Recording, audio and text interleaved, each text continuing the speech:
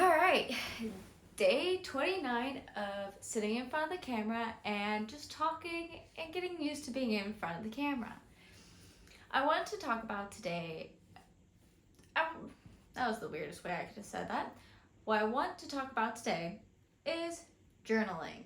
I don't know how many of you guys out there kind of journal and to get your thoughts done with journaling and kind of figuring out your inner self through journaling and that kind of method where it's a little bit slower and a little bit more like not really time consuming, but just you spend more time focusing on yourself when you journal and kind of that. So I wanted to talk about that because one of the reasons I have gotten this far as a person and trying to figure out what I wanted to do was I did a lot of journaling, especially back when I was in Mexico for 3 months. I tried to journal almost every single day, or I focused on working on myself because I was in a period of time when I just got out of college and I had a really difficult time transitioning from being a full-time student to what the heck am I supposed to even be? You know? That like feeling of I've only been a student my whole entire life. I've always had somebody telling me what I should be doing with my life, and now nobody's telling you anything. It's either look for a job, which I have looked for a job and I've applied to many places, and I've only really gotten accepted into one job. And I realized I don't want to work kind of like a full-on physical job because I love traveling and going out and seeing all these places. But it's very hard if you want a remote job when you don't have any experience besides like watching kids and just kind of like those little smaller jobs. And you're just like, yeah, I want to be a IT person. What have you done in the past? I've watched 15 kids at once by myself. That'll give me the job. But off of that, I have spent a lot of time focusing on journaling and who am I? My identity is no longer being a student. Well, who am I then? And I went on to this journey of figuring out who I am, and journaling was a really big process. I actually have determined like I'm not traveling without having a designated notebook, which I have one right behind me that I've been already filling out and kind of using as a place to dump everything that's going on in my brain onto paper and kind of slow down that process and kind of think through it. And I think one of the biggest things for me is I need to focus more on my inner self, and because your inner self will tell you what you need to do as long as you have guidance, like you know what you're wanting to do. And I want to talk about kind of this 30 softish challenge because it's like I think the challenge I went off of was like 75 hard, but I didn't really have the chance to do that because of being in Mexico, and it kind of became a little bit hard when you're going from place to place. It's not the most practical place to do it, and so I went for a 30-day softish challenge.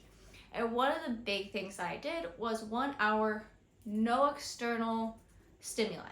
So that literally meant I kind of timed it with my boyfriend where he'd be out of the room, I would be in the room, I would be kind of just sitting on the bed, and I'd have the like curtains drawn so I can't see outside, no music, and it was just nothing. I had to sit like that for an hour. And the first couple days, kind of torturous, to be honest. Like, I haven't done that, and it was kind of like that feeling of, oh my gosh, I'm alone with my thoughts. And it was scary at first, but the more I did it, the more I realized there was a lot of times in my life where I didn't really have closure, or they were kind of slightly subconsciously like sabotaging me. And so I just kind of like, I've learned to like kind of listen to my inner self, and I've realized how important that is. And I don't really do an hour now after doing it for 30 days.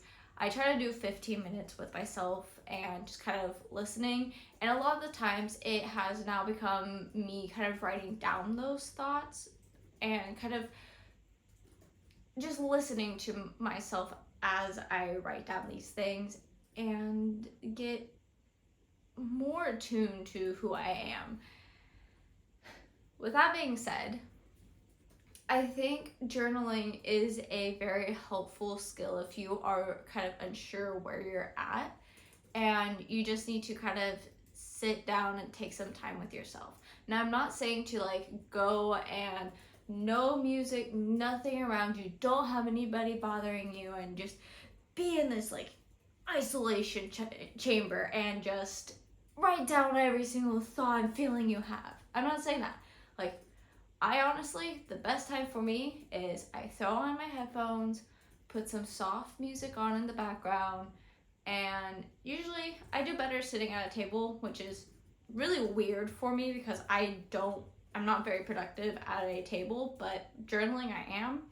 I just sit there and I write whatever comes to mind. And usually it seems like it's gibberish, but to my brain it makes sense. And that's the thing, is if you could write it out, even if it's gibberish, you can then form the thoughts behind it. Pretty much, that's kind of what journaling is just writing things out and kind of feeling what you're feeling. With that, I think I want to end it, and I plan on journaling myself for a little bit today and going from there, because I think it's very helpful, and I hope that it could be helpful for you guys. And if you guys want any like tips or kind of things that I do with journaling to kind of help guide you in a way to kind of journal, let me know and I can make a video on that and kind of just summarize everything up that I've learned in the 9 months that I've been journaling now.